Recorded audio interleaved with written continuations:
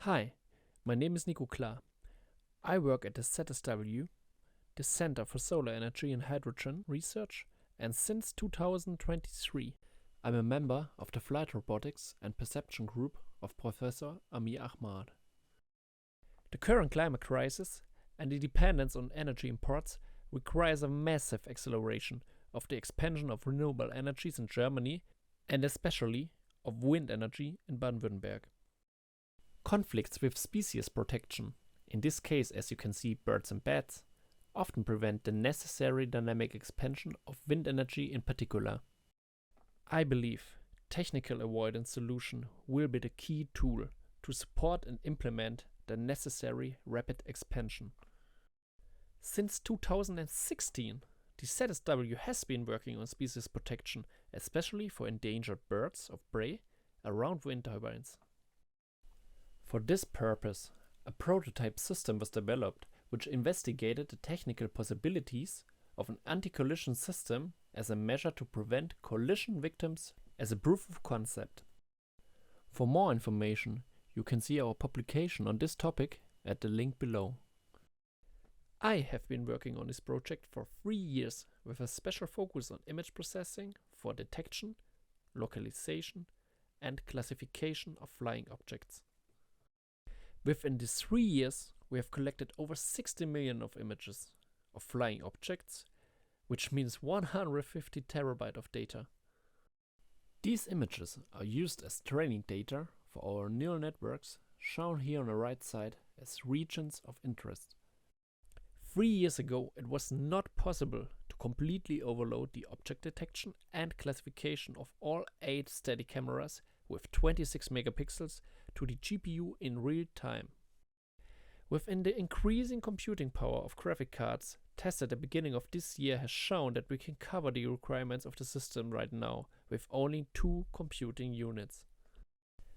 With the experience of the Flight Robotic Group, I decided to migrate the image recognition to an NVIDIA Jetson. The object detection algorithms are strongly based on the BLIM project for zebra and horse detection. For reasons of efficiency, complexity and previous experience, I decided to use the single-shot detector architecture as well. This implementation has been a huge success in my research because now it's possible to detect, localize and classify entire images in a single step. Relevant image sections do not have to be found beforehand by image processing anymore. This makes the process much more robust against cloud cover or other weather conditions. The direct use of AI also allows us to perform previously difficult detections, for example against forest background. In this example, you can see how many birds can be seen in the sky at the same time, visualized as tiny colored bounding boxes, and the possibility to distinguish them from each other as in the image on the right.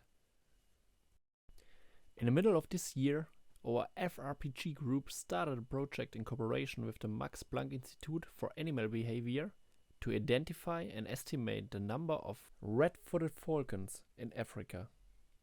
Here we tested the same detection methods in proof of concept and implemented the algorithms on an NVIDIA Jetson TX2 together with our colleagues in Hungary.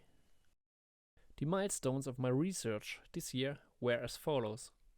First, the extension of the robotics group labeling tool Smarter Label Me for small objects, in this case birds.